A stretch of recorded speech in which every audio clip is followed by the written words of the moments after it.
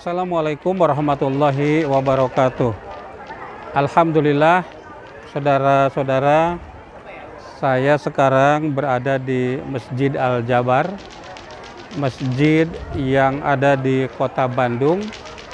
Nama Jabar adalah nama provinsi yang ada di Pulau Jawa. Pemberian nama masjid dengan nama lokasi di mana masjid itu berada itu dilakukan oleh Rasulullah Shallallahu Alaihi Wasallam. Ya, diantaranya ketika membangun Masjid Quba, itu nama tempatnya adalah Quba. Jadi kalau Anda sekarang sedang akan membangun masjid, mengalami kesulitan mengenai nama masjid itu, maka berilah nama daerah atau kampung di mana masjid itu berada. Kalau nama desanya misalnya Desa Rancasalak, ya, berilah nama masjid itu Masjid Rancasalak. Kalau nama desanya Desa Pembangunan, maka berilah nama masjid itu Masjid Pembangunan. Nah, saudara sekalian, hal yang penting yang perlu saya jelaskan ketika berkunjung ke tempat ini, saya berangkat tadi dari tempat saya tinggal kurang lebih jam 8, ya. Lalu saya mengunjungi satu tempat ekopark, ya, yang berada di Jatinangor. Saya lihat banyak sekali orang yang berkunjung mencari kebahagiaan di sela-sela libur anak-anak mereka, atau mungkin mereka itu ingin healing gitu. Jadi sekali-kali memang kita harus mencari kebahagiaan, mencari kesenangan, refreshing, sehingga tidak melulu kita itu belajar, tidak melulu membaca, tidak melulu bekerja, sekali-kali kita jalan-jalan. Nah, kalau kita jalan ke masjid ini, Masjid Al-Jabar ini, berarti wisatanya adalah wisata religi. Kita diperintahkan pasiru fil ardi pangduru kaifa aqibatul muttaqin. Ya, berjalan-jalanlah di muka bumi, lihatlah oleh kalian, ya, bagaimana akhir dari orang-orang yang bertakwa, bagaimana pula akhir dari orang-orang yang dolim, bagaimana pula akhir dari para pembuat dosa. Nah, kita lihat itu semua. Tentu setiap orang memiliki jalan hidup yang berbeda. Bagi Anda orang yang beriman, dimanapun Anda berada, tentu tidak akan lupa kepada Allah. Segala gerak-gerik, segala perbuatan, segala pikiran dan perasaan, di dalamnya itu ada Allah yang selalu kita pikirkan, ada Allah yang selalu kita rasakan, Allah yang hadir dalam diri kita semua. Anda tidak akan lupa sholat, nah akan tetapi di sela-sela perjalanan yang melelahkan, bagaimana kita harus melaksanakan sholat. Ya, tentu Islam memberikan rukhsah atau keringanan-keringanan. Kalau di perjalanan dalam keadaan tidak ada air, ya, untuk berwudu tidak harus menggunakan air, cukup bertayamum, ya. Cukup tayamum, caranya gampang. Tepukan tangan ke suatu tempat yang ada debunya, misalnya tepukan tangan ke jok, tepukan tangan ke dinding kendaraan, ya, termasuk juga kalau Anda di pesawat, satu saat nanti Anda pergi jauh, ya, tur dari Sabang sampai Merauke, memerlukan waktu kurang lebih 9 jam. Nah, tentu di situ ada sholat di dalam kendaraan. Maka untuk bersucinya yaitu bertayamum, tepukan tangan ya ke tanah atau ke debu, kemudian tiup, ya, kemudian usapkan ke wajah, tepuk lagi, usapkan ke tangan. Itu selesai, itu untuk satu sholat. Nah, kalau perjalanan ya sebelum waktu zuhur, katakanlah untuk di daerah saya itu dari Garut ke Bandung, ya pergi jam 8, ya tentunya belum masuk waktu zuhur. Ya, nanti sholat zuhurnya ya diakhirkan, ya dilaksanakan pada waktu asar. Sholat asar dulu, kemudian zuhur, gitu ya. Jadi sudah sangat jelas ya bagaimana cara menjamak. Jamak itu ada dua, jamak takhir dan jamak takdim. Satu hadis mengatakan, idar tahala Rasulullah SAW, apabila Rasulullah SAW bepergian, ya, qabla antazigo syamsu, sebelum matahari itu tergelincir, akhorod zuhro, ya, Rasulullah mengakhirkan sholat duhur, ya, kepada sholat asar, gitu ya. Jadi sholat duhur dulu, kemudian sholat asar. Nah, jami'an di jamak, itu namanya jamak takhir.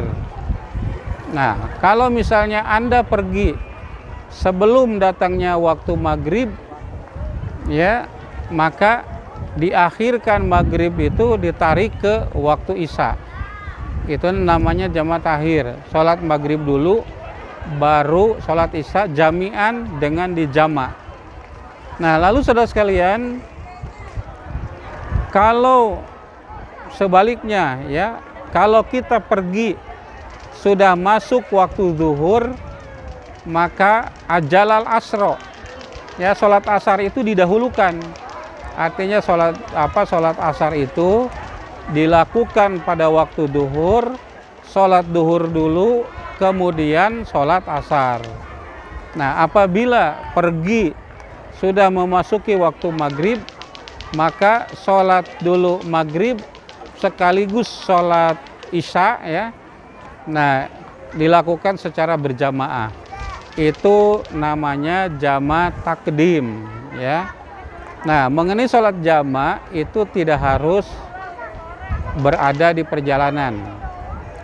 Karena Rasulullah Shallallahu Alaihi Wasallam, Rasulullah itu menjamak sholat, ya, mau sholat min goiri matorin, wala haupin, wala saparin.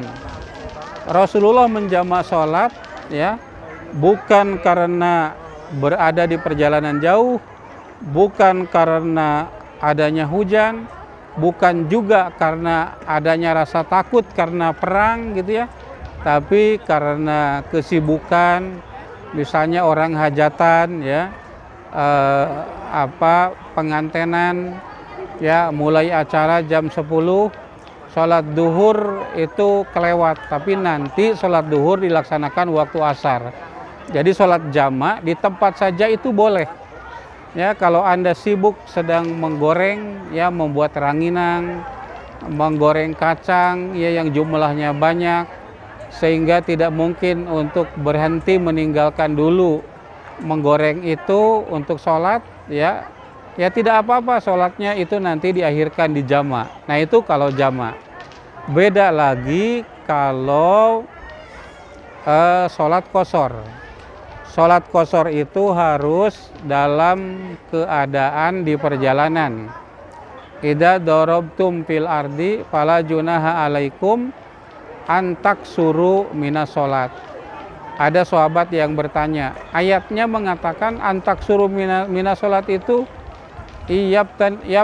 tinakumul ladzina kafaru, apabila terjadi fitnah, ya, orang-orang kafir, jadi kita itu takut, ya, karena sedang perangan, katakan seperti itu. Nah, lalu saya juga bertanya, kata Umar bin Khattab, kepada Rasulullah tentang hal itu. Ya, walaupun asbabun nuzulnya, ya, terkait dengan peperangan, ya, tetapi dalam keadaan normal pun, tidak dalam keadaan perang, kalau di perjalanan jauh itu boleh kita melaksanakan qashar. Ya, begitu.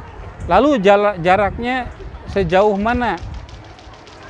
Nah, saudara sekalian, memang para ulama berbeda paham mengenai jarak dibolehkan kita mengqashar sholat. Ya, untuk adanya perbedaan itu, maka solusi yang bisa kita berikan itu harus berdasarkan hadis atau berdasarkan ayat. Tapi kalau pendapat dijawab dengan pendapat itu tidak memberikan solusi. Yang memberikan solusi apabila ada dalilnya, yaitu Nabi sallallahu alaihi wasallam, karena Rasulullah sallallahu alaihi wasallam yaksuru sholat masirota salasata amyalin. Ya, Rasulullah mengqashar sholat di perjalanan ya 3 mil. 3 mil itu berapa? 1 mil itu 1,5 kilometer. Ya, berarti kita sudah bisa mengqashar sholat apabila di perjalanan kurang lebih 4,5 kilometer. Ya, itu bisa gitu ya. Atau dalam hadis lain, salah satu parosih, ya 3 parsah. 1 parsah itu 5 kilo. Ya, berarti 15 kilometer kita bisa sudah menjama atau mengqashar sholat. Ya, ya kita terlepas dari pendapat ulama madhab ya. Yang jelas apa yang saya sampaikan yang ada di dalam hadis sahih begitu ya. Nah, kemudian perlu saya jelaskan juga yaitu terkait berapa lama perjalanan kita itu boleh mengqashar atau menjamak sholat. Perjalanan Nabi Muhammad SAW dari Madinah ke Mekah ya, itu Rasulullah juga mengqashar. Ya, sholatnya 2 rakaat, 2 rakaat, 2 rakaat, kecuali maghrib tetap 3 rakaat. Ya, ya dari Mekah ke Madinah memang agak, dari Madinah ke Mekah itu memang agak jauh begitu ya. Itu Rasulullah mengqashar. Perjalanan berapa? Satu hadis mengatakan perjalanan 19 hari. Ya, hadis lain mengatakan 20 hari. Ya, itu Rasulullah tetap mengqasharnya. Ya, jadi tidak dibatasi 3 hari. Ketika berada di Tabuk, ya, selama 19 hari juga Rasulullah mengqashar sholat itu. Ya, mengqashar sholat itu selama 19 hari. Tapi Ibnu Abbas radhiyallahu anhu membatasi kalau mukim di suatu tempat lebih dari 19 hari baru Ibnu Abbas itu melaksanakan sholat dengan sempurna ya. Kalau duhur berarti 4 kali, asar berarti 4 rakaat, bukan 4 kali 4 rakaat ya. Isya juga 4 rakaat ya. Kalau lebih dari 19 hari. Jadi Ibnu Abbas itu membatasi 19 hari. Nah, saudara sekalian, mana yang lebih disukai kalau kita berada di perjalanan jauh? Apakah mengqashar sholat atau melaksanakan sholat sempurna? Nabi SAW ditanya, Rasulullah menjawab bahwa Allah menyukai kalau ruh sohnya itu ya diterima oleh kita, dilaksanakan oleh kita. Sudah diberi keringanan oleh Allah, tetapi ternyata kita tidak melaksanakannya. Allah tidak suka. Artinya bahwa Allah itu suka kalau kita itu mengqashar sholat jika kita berada di perjalanan. Ya, terima kasih kepada Bapak Haji Nanang Sopyan Hambali yang ini uraian saya itu mengabulkan permohonan dari Bapak Haji Nanang Sopyan Hambali ya, agar menjelaskan sholat jamak dan qashar. Saudara sekalian, itu saja yang dapat saya sampaikan ya. Saya pegel juga ini karena saya berdiri, tidak ada tempat untuk duduk, sementara Masjid Al-Jabar ini masih ditutup. Banyak orang yang berkunjung dari pagi tadi sampai hari ini ya tidak ada tempat untuk bisa kita duduk di tempat teduh. Terima kasih atas atensinya. Nasrun minallah wa fathun qarib. Wa basyiril mu'minin walhamdulillahirabbil alamin. Wassalamualaikum warahmatullahi wabarakatuh.